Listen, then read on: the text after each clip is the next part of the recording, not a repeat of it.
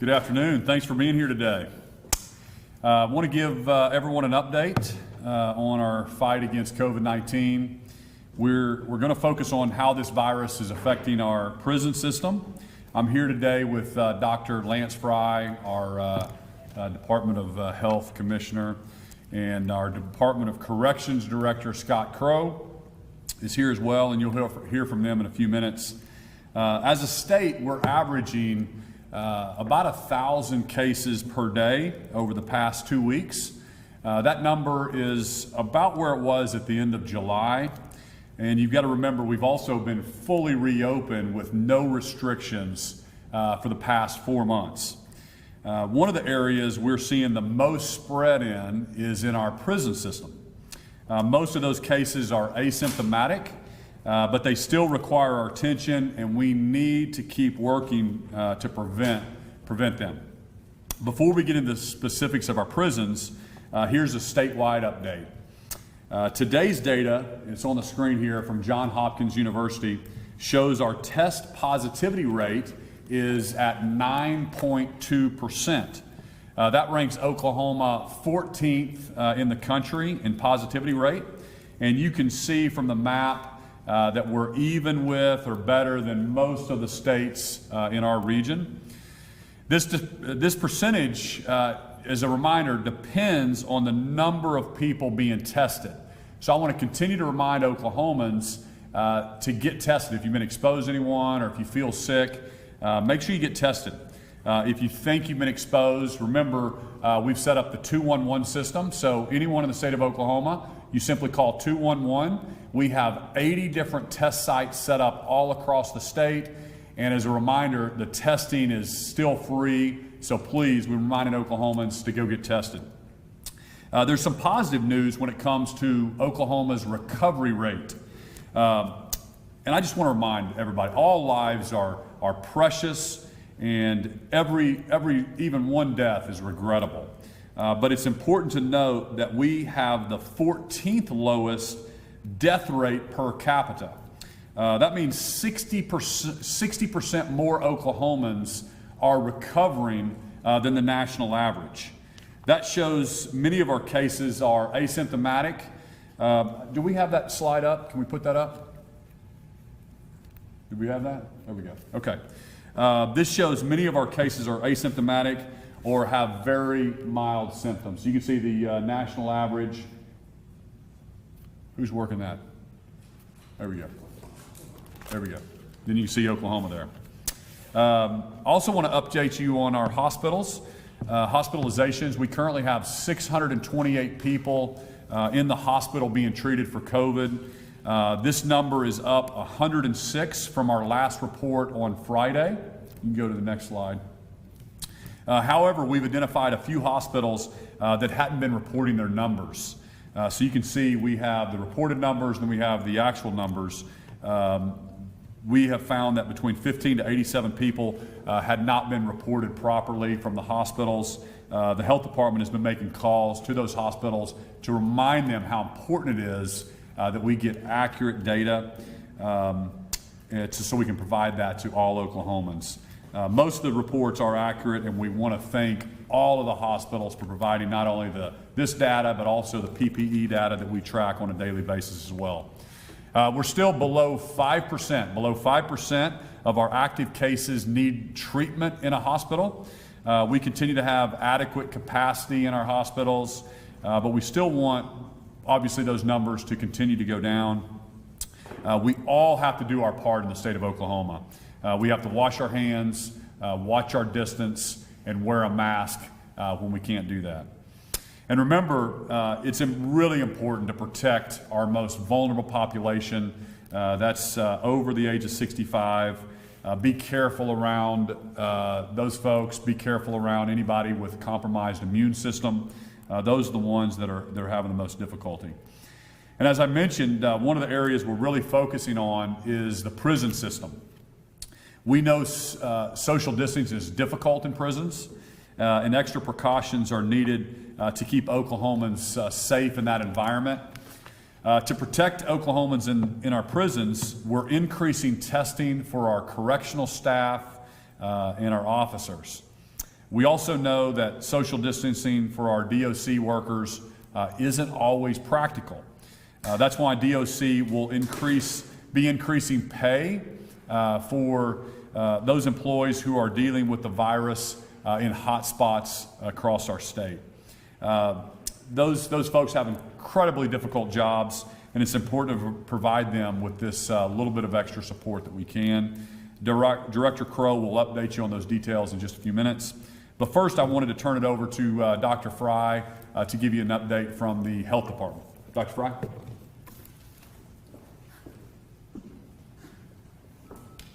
Thank you, Governor. Good afternoon.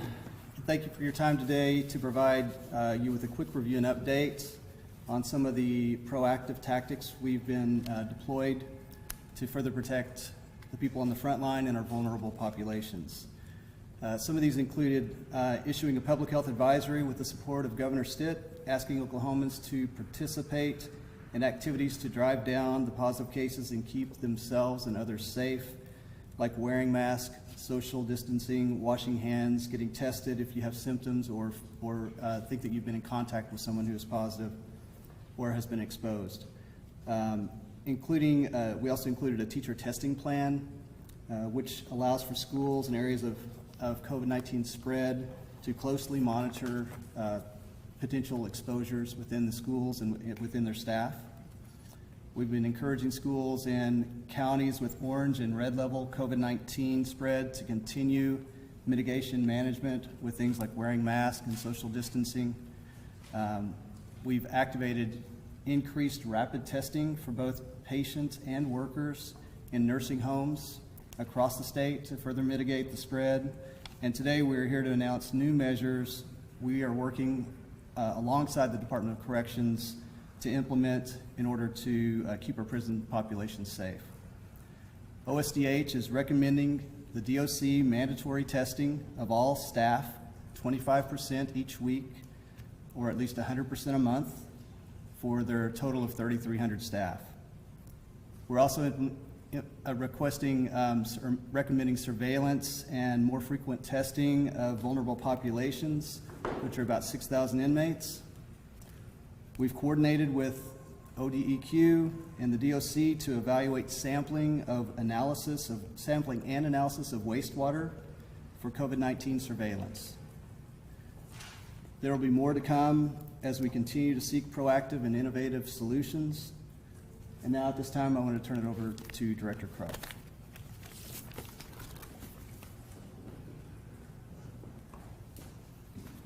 Thank you, Commissioner Frye, and thank you, Governor Stitt, for allowing me the opportunity to speak with you here today. I think really before I get started, I just want to emphasize that all Oklahoma lives matter. And whether it is just someone in the public or it's someone that is incarcerated in our prison system, all Oklahoma lives matter. And so as director of the department, I deal with a population that is imprisoned. And we've recently had, as you know, a spike in some of the cases that we've had. And every time I learn of a new case, it really makes me sick because this is extremely important. A positive case makes me sick, but an inmate death even makes me sicker. And so one of the things that I've really worked to do is try to place an emphasis on everything that we could possibly do in working with the CDC or the state health department to mitigate this risk or mitigate the current situation or prevent entry into some of our facilities. This problem that we're having is not just about our staff and inmates, but our staff actually work in communities, and so they have families in those communities, and so it's important that we safeguard our staff and inmates so whenever they return to the communities, we are actually helping to prevent the spread in those locations as well. I think one of the things that we've actually really recognized as we've moved forward is that from day one, we have actually offered voluntary testing for all of our staff. We've had some that have participated in that testing, and then we've had others that have not. And as we've worked through with the CDC and the health department, we have been testing our inmate population beyond the requirements or guidelines from CDC from almost the beginning. And typically in our environment, if we have an inmate that tests positive, one inmate that tests positive in a housing unit of say 300, 400, 500 inmates, then we actually quarantined that unit and began testing all of those inmates on those units in a proactive approach to try to prevent the spread. I can tell you what we've done so far is our best foot forward. We are not perfect. And we continue on a daily basis to try to identify resources and new protocols or processes to mitigate this issue. And again, this is something that I take really personal because I want to do everything that we can to safeguard the citizens of Oklahoma. And again, that includes those behind prison walls. And it's difficult. This is a very complex situation for the public. It's even a more complex problem for us in prisons simply because we do not have the ability to social distance as we do in some environments.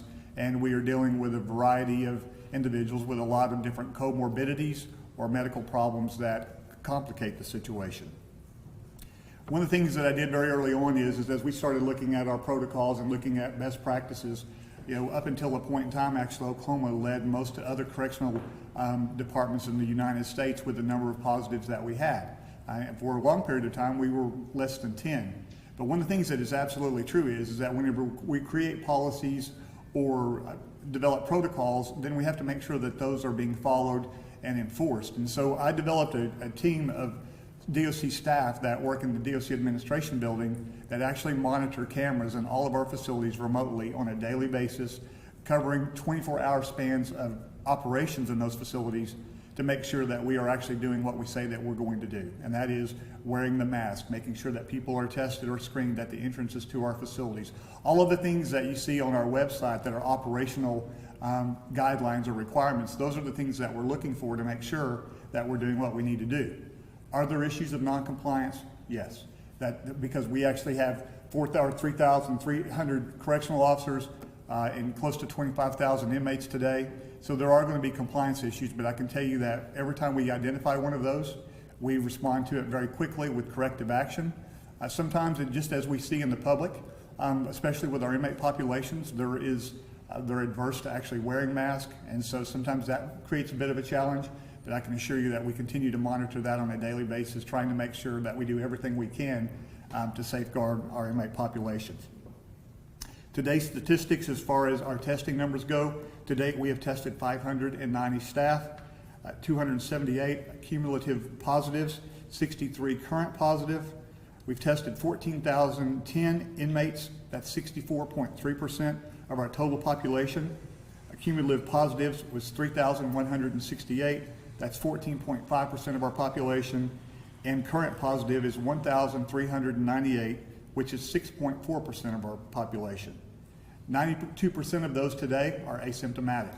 That is a moving target. That has been as much as like 94% and as low as 91%, and that's basically based off of our medical staff at our facilities and our other staff screening inmates on a daily basis on all of our housing units to make sure that we identify those that are symptomatic versus those that are asymptomatic. And so again, that number today is 92%.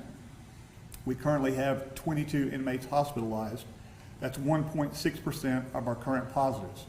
And those are at various levels of needing medical care. Unfortunately, we've had 9 inmates that have expired or died as a result of COVID or COVID-related illnesses. All of those individuals actually had comorbidities that contributed to their deteriorating health. That again is the number that absolutely makes me sick, because I remember when we had 0, and it was my goal for us to continue or hopefully maintain 0, but unfortunately that number has increased. One of the things that we've done in addition to all of the previous efforts made is to identify what we refer to as hotspots.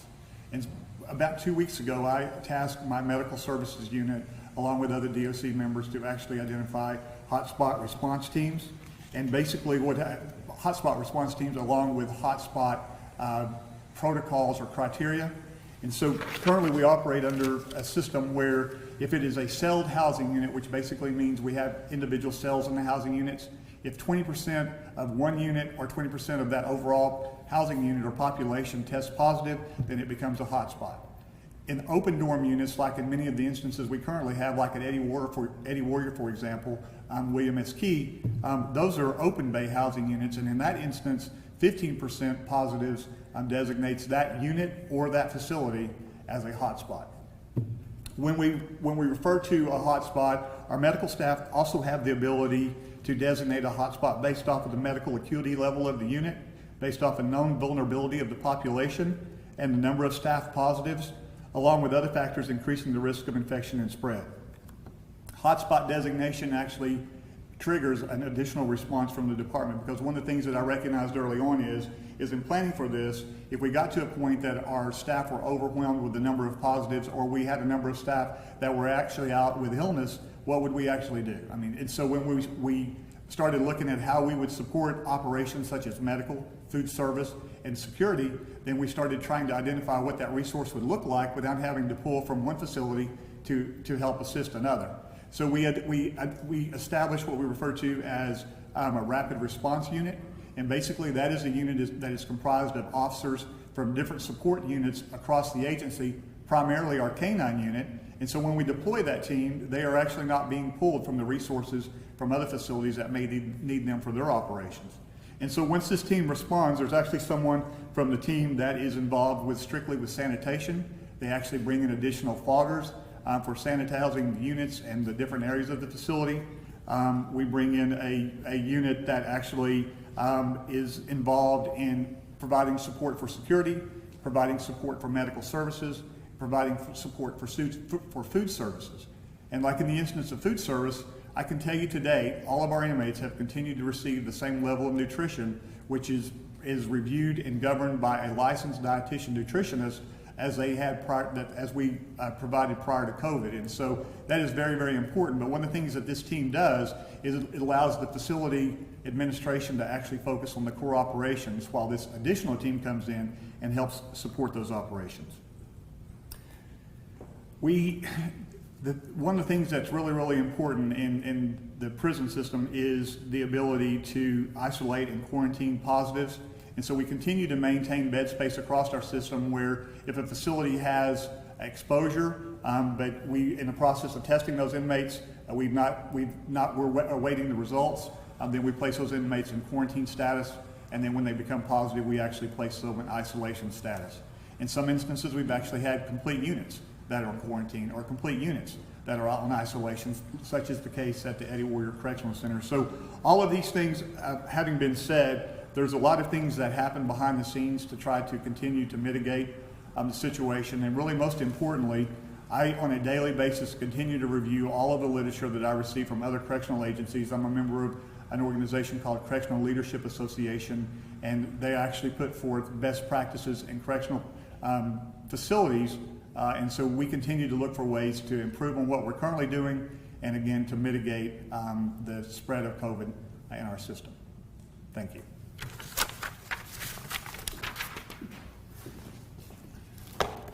Thank you, Director Crow. Thanks, Dr. Frye. Our Department of Corrections was really a national leader early on in this pandemic, and I'm confident Director Crow's team will continue working to bring these cases down across the state and keep our inmates and all the staff safe. I was on a call with the other governors and the Vice President yesterday with his coronavirus task force, and he wanted me to remind and pass on a message to all of our college students and their families. If you test positive, we really need you and want you and implore you to stay on campus. Your school has a plan to make sure you're isolated, but still get whatever care that you need. I have a daughter in college, and so my wife and I can relate to wanting your children at home if they tested positive, or just wanting them at home anyway. But please, once you're on campus, please stay on campus. This will allow us to contain the spread of the virus around the state. And remember, most college students are asymptomatic. And as a matter of fact, in Oklahoma, 99.99% of people under the age of 25 have recovered from this virus. Students, if you do come home, please be very careful around family members, and especially anyone that is vulnerable or has a compromised immune system. Our colleges and universities in Oklahoma all have plans in place to manage this virus and keep their students safe in place. And I know that many hours have gone into putting those plans together for the school year, and I'm grateful for that faculty and for all the planning that they've done. So with that, we'll just open it up to a few questions for Dr. Frye, myself, or Director Crow. Until Yes, ma'am.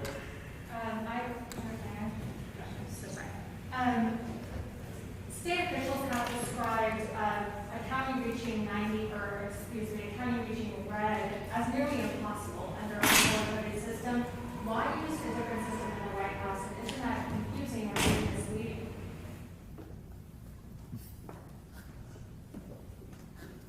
Yeah, I'm happy to answer that. That question keeps coming up. We're not using a different, we have the same criteria that the White House uses for numbers per 100,000 in a population order to move from level to level. We have tried to simplify that as much as we can by sticking with that measure. What is different is our orange is their red. We intentionally added another color.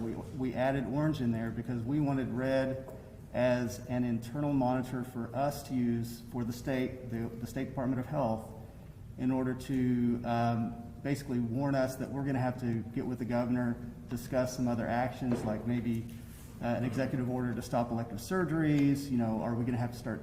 We're going to have to maybe look at sending ventilators or helping them transfer patients. You know, just different measures for us to really have to activate our emergency plans that we have in the Department of Health. But otherwise, the map is the same. It has the same cutoffs. That is just an additional one for us to use for emergency measures. And we aligned that recently with our new updated surge plan so that it made more sense to do it that way. Commissioner. Go ahead, Joe. Commissioner Frye had some recommendations, including mandatory testing of staff, wastewater testing, and more surveillance if things were vulnerable. Will you guys be taking all of those recommendations? Absolutely, yes, sir. There will be information in a press release that's forthcoming probably tomorrow that states that we are going to be moving forward with mandatory staff testing, that we are also going to increase testing of our inmates with those vulnerable populations, as he mentioned. So yes, sir, we are taking the recommendations, all the recommendations from the health department, and we'll be moving forward with those. What are the mandatory staff testing that is place already? One of the things that we understood very early on is when we started, as I mentioned earlier, we started voluntary testing of our staff, allowing that or having that availability. And for the most part, most of our staff were actually participating in that to a certain degree, but we feel like that as we've moved forward and we continue to see increases in the number of positives that we have to take another step to be more proactive, and that is basically mandatory testing of all of our staff. And one of the things that we was concerned with early on is the legal mechanism or legal ability for us to be able to move forward with mandatory testing, and we now believe that, or don't believe, we now have the framework in place in working with the health department to ensure that we can confidently do that, and that's our plan moving forward. Director Crowe, as you can imagine, having an inmate, a family member, they're probably frustrated. We've heard a lot of concerns from family members. What would you say to the families of inmates of outbreaks?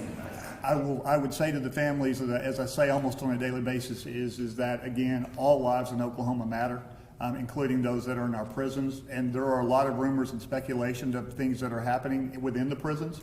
But I can tell you that I absolutely am in tune with everything that we're doing on a daily basis to make sure that those core services are provided. And above that, I'm making sure that all of the medical needs are addressed at our facilities that each have their own medical unit and actually have a doctor or a nurse practitioner or a physician's assistant there. And at the first sign that we have an inmate that reaches a point or a level of illness that requires services beyond what we can provide at the local level, those individuals are transferred to ERs immediately. Director Crowe, is it 25% of the staff will be tested each week for a grand total of 3,300 staff members? Is that the entire DOC staff or just institutions? No, sir, that's the entire DOC staff across the agency. Director, what the tests are you responsible for contact tracing? Sorry, right here. Are you Who's using? responsible for contact tracing? Is it the DOC or the health department? It's a coordinated effort with DOC staff in coordination with the health department. Are you fighting vectors of transmission? Is it staff or is it other people when they're coming in from other facilities? Or what's the main way that it's coming in these facilities? I think there's a couple of different variables that play into that, and I'd like to take a moment just to speak to that. Is that very early on, you probably remember, again, our numbers were very low, and that was because we had halted all receptions from county jails. we had ceased most transfers from one of our facilities to the next to again understand this COVID virus and understand the impact that was going to occur not only in the public but in prisons. And so that model was not sustainable long term simply because the judicial system had to a certain degree paused.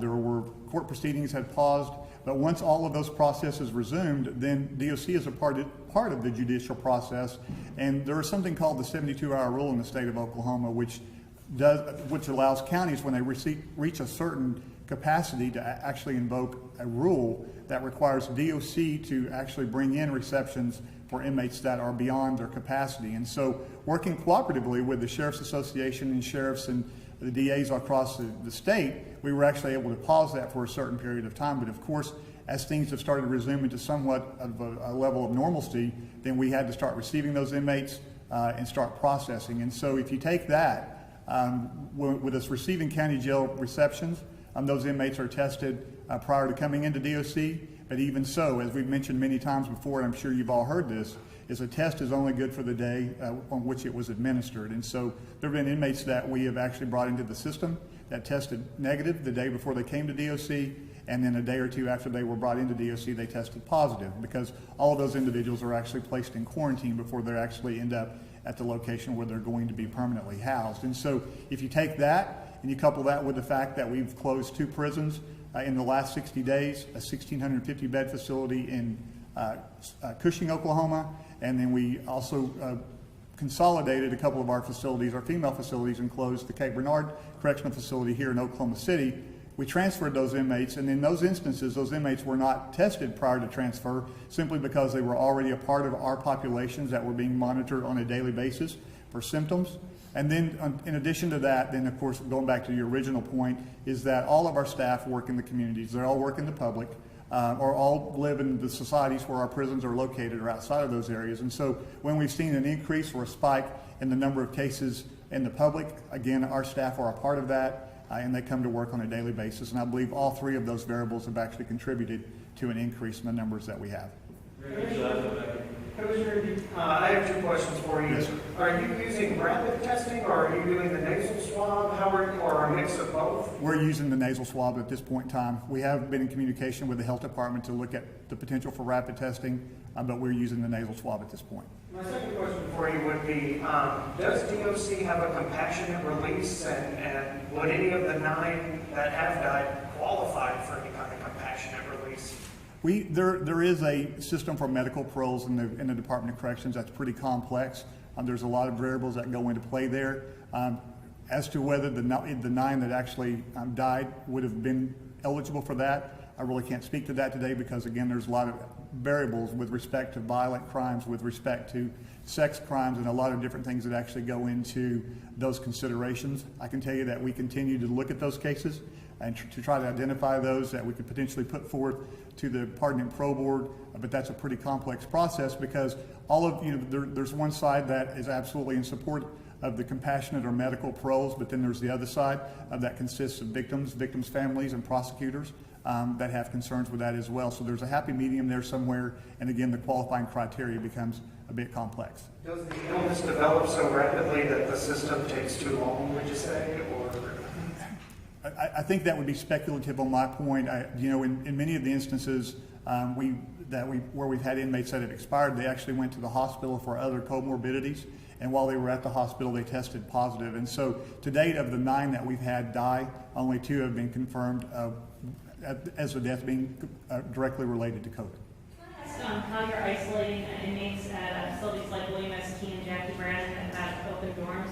You previously had said that you were infected inmates are being kept away from healthy inmates in a different wing or building.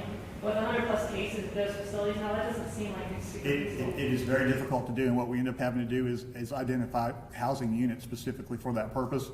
In some instances, we have restricted housing units or segregated housing units that we use those cells for the isolation piece. And if we get into a situation where the capacity at any given facility is reached, then we actually can transfer those individuals to other facilities that have that capacity. And have you done that? We have not had to do that so far. But I'm going to tell you, there have been instances where we've been very close to that, like in the instance of Eddie Warrior. And the thing that was unique about Eddie Warrior is the numbers increased so significantly, so quickly, that instead of having to isolate them away from the rest of the population, most of that population was positive. And so then we actually had whole housing units that were isolated. Director Crowe, how many hotspots do you have, sir? Currently, the facilities that we have that are hot spots, let me get to my numbers here. I believe it's 6.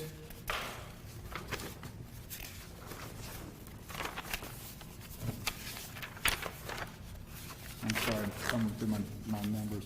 The current facilities that are hot spots are the Eddie Warrior Correctional Center, which is a minimum security women's facility in Taft, the Joseph Hart Correctional Center, medium security male facility in Lexington, the Northeast Oklahoma Correctional Center, which is a community level correctional facility in Bonita, Bill Johnson Correctional Center, which is a minimum security male unit in Alva, the Jackie Brandon Correctional Facility, which is a minimum security male unit in McAllister, the North Fork Correctional Center, which is a medium security male facility in Sayre, the Enid Community Corrections Center, which is a community level facility in Enid, Oklahoma, and then last, the William S. Keith Correctional Center, which is a minimum security male unit in Woodward, Oklahoma, or Fort Supply, basically.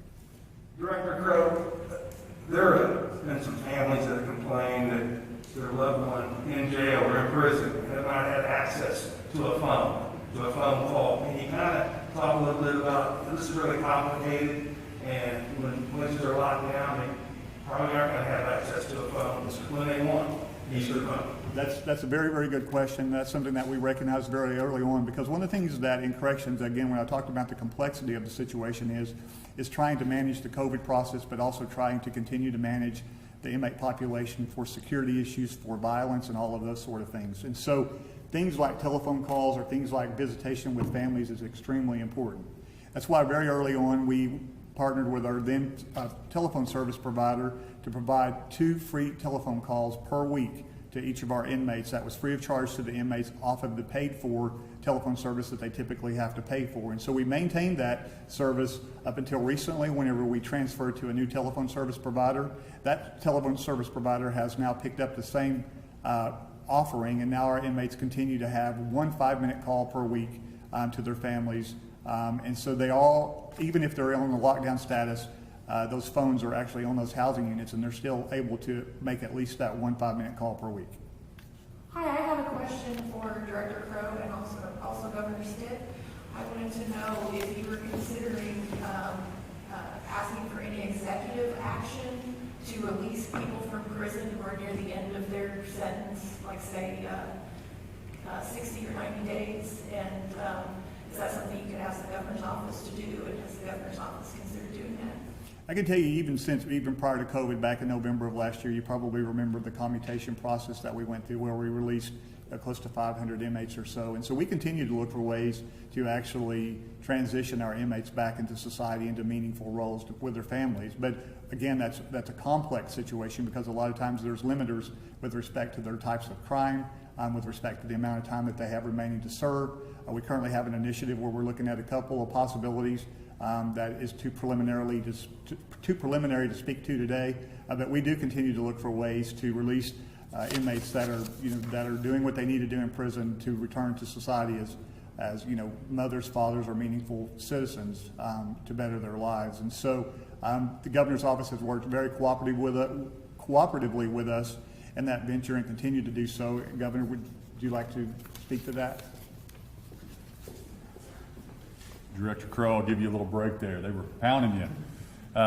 So yeah, just to echo what he said, I know that our Pardon and Parole Board and also our district attorneys have looked at any nonviolent person that's in prison that has their 3 months to 6 months left. So they're looking at that to see if it's possible to do another commutation for those folks. But we've got to follow the law.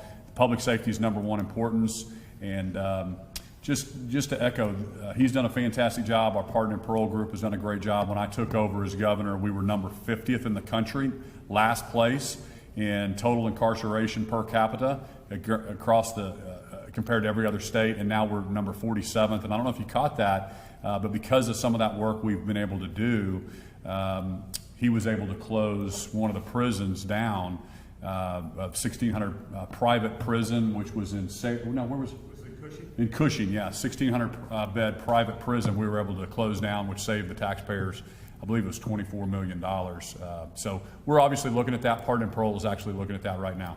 Governor, just to clarify those remarks, so are you saying that most of those who would have qualified for a commutation were released as a part of the big program that happened last year, and so we have mostly just the bad guys and the violent guys in there now? I'm not going to say we have we've released all of them. I would have to look and see if they've gotten through all of that 780, 781 commutation, that's what we called it. Were released last year? A big, 450 of them, I believe, was the number that was released on November 1st. It was the largest commutation in U.S. history. And I don't know. I know that we went through another 100 a couple months after that. I don't know if every single one of those have been out by now or not. One for Commissioner Frye on hospitalization. Can you just give us some more detail? What was this issue with hospitalization reporting exactly? How many hospitals were having issues, and how has it been resolved? It's not been uncommon for some hospitals to not report, especially on weekends. So when the staffing is down, the hospital, sometimes it gets missed for some reason. And so occasionally we'll have zeros come across in the reporting tool that they use. And then the next day they'll be back up to their, 50 or 60 or whatever they might have in that facility. And so over the weekend, that did occur. I'm not sure why we had several on the same day, but those all happened on the 20th. I believe it was 10 different facilities that had zeros where we knew they had patients the day before and they had patients the day after, so we know it was a mistake. So we immediately assigned several people to call all those facilities and make sure that they're confirming their cases every day and reminding them to make sure that they get those cases reported correctly. Governor, can I ask why you're not using CARES Act money to fund the hazard pay for correctional employees? There's been an increased pressure on you from various groups to use it. To use CARES Act money to do what? To pay for the hazard pay for correctional employees who are working behind the bar bench right now. From my understanding, DOC only has $1 million to pay, and it doesn't seem like it's going to go super far. I don't know specifically why we didn't use CARES Act dollars, but there's a lot of state agencies, state employees that are well deserving, and we have to make our dollars stretch where we can, and we thought it was important. He had it in his budget, and so we authorized Director Crow to pay this hazard pay for hot spots. If you remember, also in the 2019 session, we gave all the correctional workers, we brought them up to kind of the market average. I think they got 16, they got 2 pay raises to bring them up to the market average. So I think it's very important that we pay market, and we've had some requests all across state government to do hazard pay, or folks that are dealing with the public, and we just you don't have the money to pay every single person or give somebody a raise because they're in perceived kind of in a line of duty. But this, in the hot spot in the red zone, like he said, in the hot spots in the 6 facilities, we thought it was important to give those correctional workers a pay raise. He had it in his budget, and so that's the way we chose to do that. We got Governor jump in. Sorry, Governor. We can follow up with that.